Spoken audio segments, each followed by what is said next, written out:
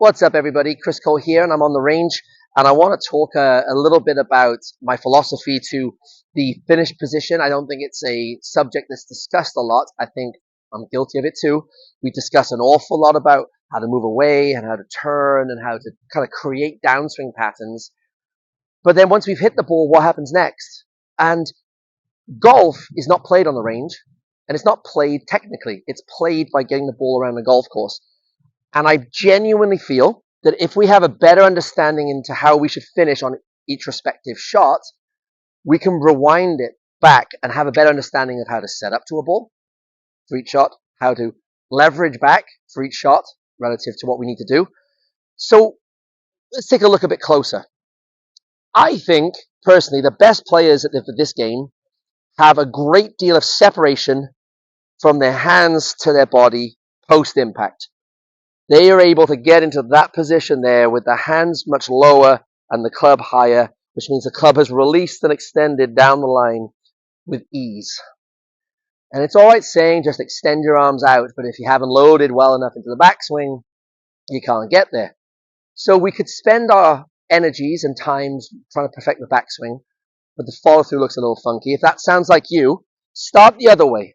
Get into your finish position where you've pivoted, rotated, face the target and extended, and then wind it back, extend, wind it back, extend.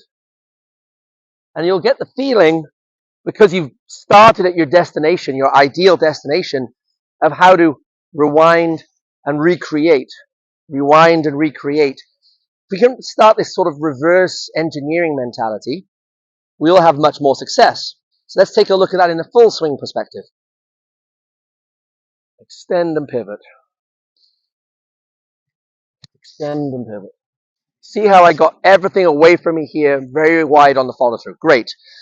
Where else is it useful? Well, say I have a 7-iron here. So let's say I'm hitting a sort of long range chip shot / pitch shot onto a green.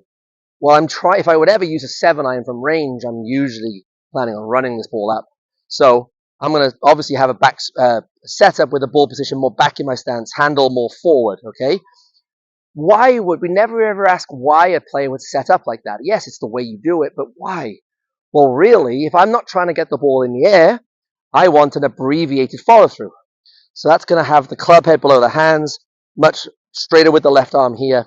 And if I start with my ball position back and handle forward, it's encouraging that. Okay? So I'm going to start in the position I want to be in and wind it back. Okay? Wind it back. So that is why the ball goes back and the handle goes forward, is because it's going to limit how much follow through I have. Conversely, if I'm trying to send one up into the air, the ball's going to go more forward, handle's going to drop back. Yes, that's what we're told. But why? So I can release the club and get the hands much higher in my follow through. Excuse me. See, the setup is a precursor for how I want to deliver and release. And I don't think that the release is discussed enough and make it make sense with why we go back a certain way and why we set up a certain way. So explore, if this sounds like you, explore where you want to finish per the shot. If it's a pitch, if it's like a bump and run, or if it's a full swing finish here, okay? Explore where you want to be and rewind it back into position. The landscape and the picture will be much clearer.